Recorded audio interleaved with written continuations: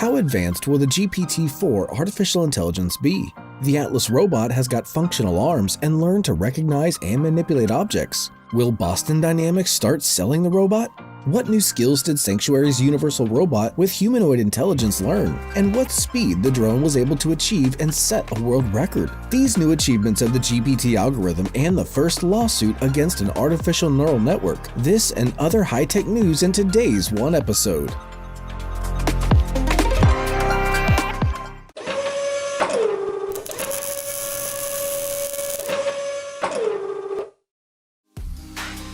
Let's start with the artificial intelligence. GPT-4, the fourth generation of OpenAI's natural language processing algorithm, has yet to be announced but is already becoming the hottest topic of discussion on the internet. The company hasn't even confirmed the new version will be released this year. However, it's already been proclaimed a breakthrough. Bloggers and journalists are vying each other to generate new information or speculation about the parameters of GPT-4. What will it be able to do, blurring the line between its capabilities and those of a general AI?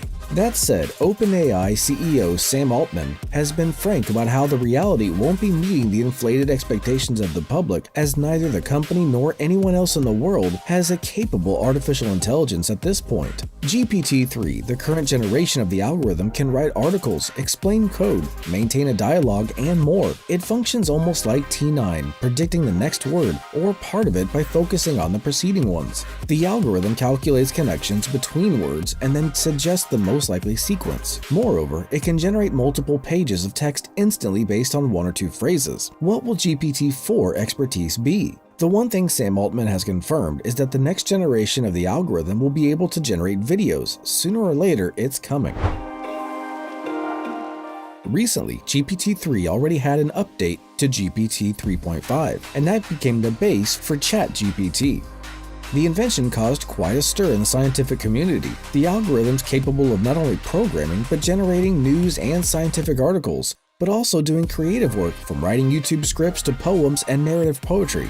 ChatGPT turned out to be so convincing, the OpenAI developers had to urgently create tools that could identify scientific papers written with the help of artificial intelligence. For example, researchers at the University of Michigan found that in a blind peer-reviewed test, experts attributed to a person one of 3 scientific medical abstracts written using an algorithm. This is dangerous because it will not only help lazy students cheat their professors, but it will also allow unscrupulous scientists to create a large number of AI-generated scientific publications. Scientific articles created by ChatGPT have been tested both by scientists and anti-plagiarism systems. Only the GPT-2, the previous version output detector, a fellow algorithm, was able to recognize an AI-generated text. Do you think that the new generation of GPT will actually replace copywriters, journalists, development writers, and poets? Leave your predictions in the comments.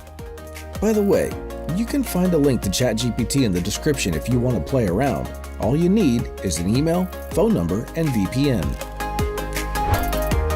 Meanwhile, the fate of AI is being decided in the US, where artists have filed a first class action lawsuit against the image-generating artificial neural network. 2 companies that developed these algorithms are to face the court: Stability AI, creators of Stable Diffusion Neural Network, and Midjourney, one of the most popular artificial neural networks that creates images from textual descriptions. The latter, by the way, was a primary choice for the participants of our Telegram chat image generating contest concerning the future on Mars. Did you know you can join our channel and chat via the link in the description? But back to the lawsuit. The third party involved was DeviantArt, an online community of art lovers. The artists claimed that the neural networks copied billions of art images posted on the internet, including their own, without permission, and then used that data to create the derivative works. We'll follow the development of the case and keep a close eye on how it will influence the regulation of artificial intelligence use, as it's expected to become the world's most powerful technology in the next decade.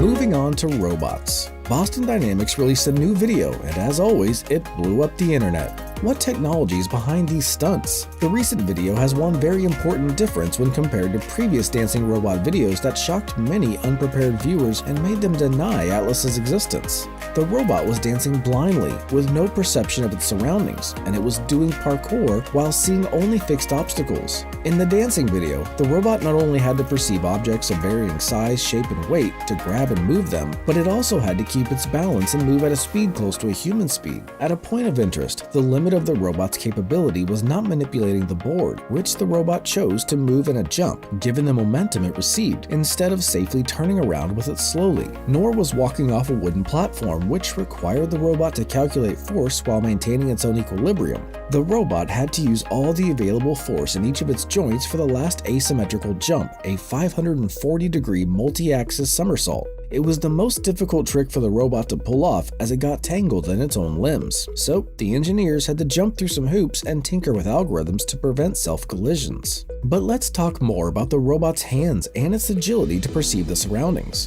So far, Boston Dynamics has equipped Atlas with utility claw grippers, with one fixed and one moving finger. These grippers made the first appearance in a Super Bowl commercial last year.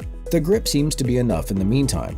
The situation is different with the robot's perception abilities. Atlas sees the world through the camera in its head, which it uses to build 3D maps of the surroundings. We've talked extensively about this mechanic in a previous Atlas video, and you can see that right here in the hint. This new video features the robot receiving commands as a set of information. Specifically, it had to cross a gap using a board, run and grab a tool bag, jump to a higher level, drop the bag, push a box, and do a somersault. However, the robot had to determine the location, shape, and orientation of the objects on its own, and this is a big breakthrough in perception abilities. The company's engineers explain, quote, "Let's discuss the task of picking up a tool bag. Atlas sees the bag on the floor and running up to it creates his own internal model of the shape to be picked up and plans how his hands will handle the object and how he himself will move with the object so that he can move quickly without losing his balance. The robot has to do unique calculations for each object, so for now, Atlas can't work in a human environment, and it probably won't in the next few years, so the company has no plans to sell the robot in the foreseeable future.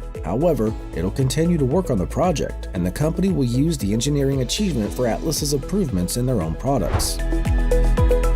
Sanctuary is also trying to impress the internet with a robot video. The company's website states its goal is to create a universal humanoid robot with human intelligence, which, as we know, is an incredibly ambitious goal, and no scientist in the world has managed to achieve this yet. Sanctuary's video of a robot taking a mirror test or gently picking berries from a branch looked pretty good, if it weren't for one thing. The company doesn't disclose how exactly the robot performs the actions, nor does it say anything about their AI development progress. But on the other hand, we know that the robot has an avatar mode supposedly used for learning, but we can't know for sure whether the robot carries out all of the actions independently. There's a good chance the robot can't do anything at all right now. Still, the startup received $100 million from the Canadian government for research matters. The Fraunhofer Institute for Manufacturing, Engineering, and Automation IPA introduced us to robots' nighttime activities. These videos are designed to primarily draw attention to the company's work in laboratories. In our opinion, Fraunhofer engineers have succeeded. The Robot Technologies and Services Department create robotic systems and automated solutions for industrial and service sector uses. They develop and implement key technologies in innovative industrial and service robots as well as intelligent machines.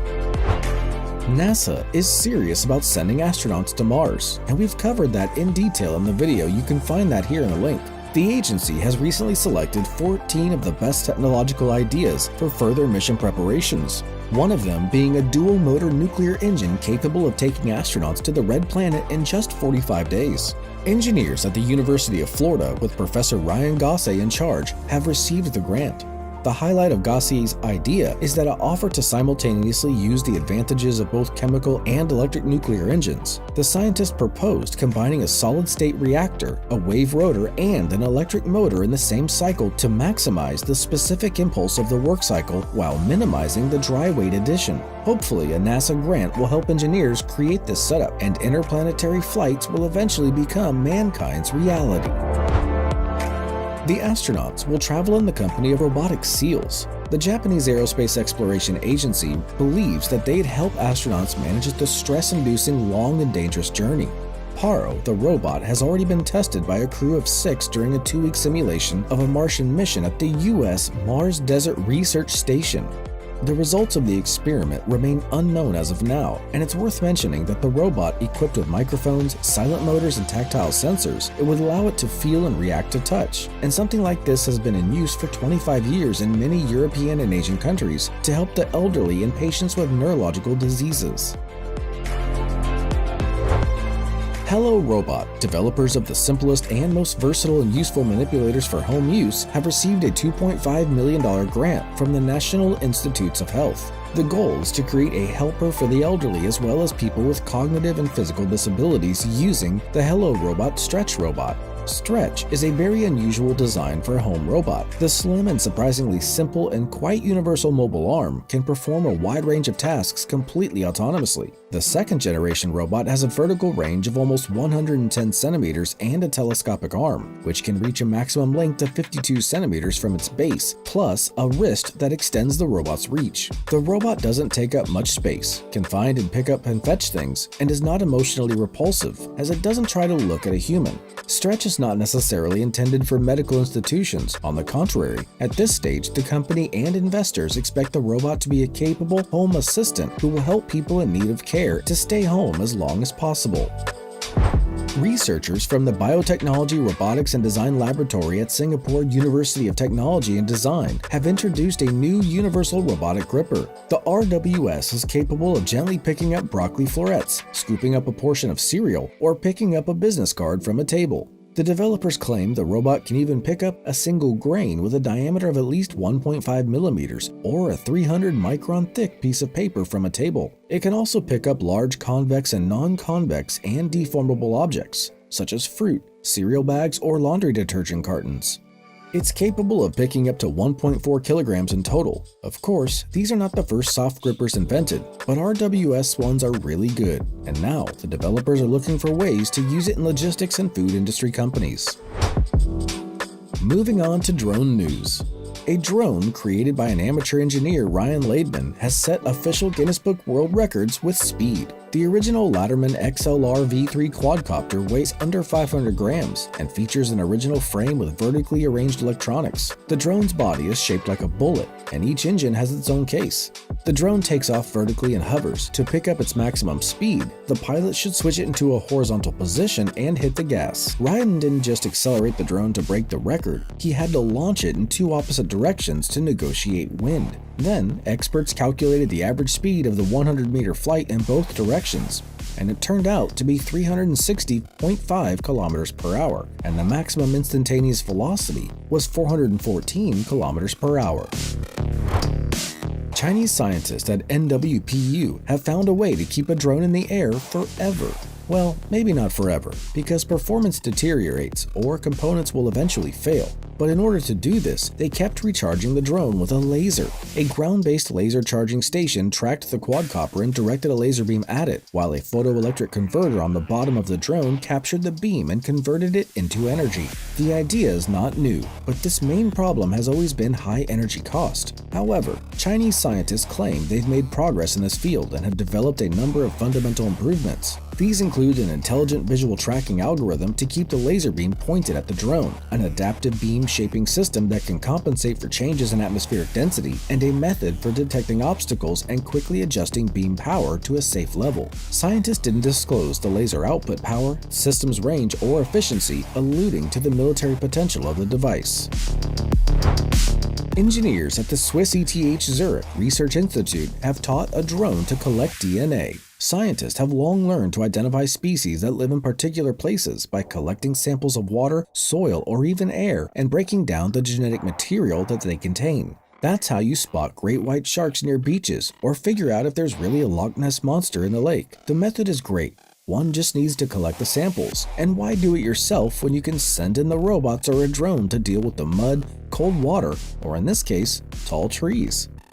So the researchers chose an E-drone, trained to find strong branches and fly up to them using depth cameras and other sensors. The drone is then supposed to land on the branch, assess its resilience with a force sensor, and use adhesive tape to collect genetic material from the branches and leaves and needles.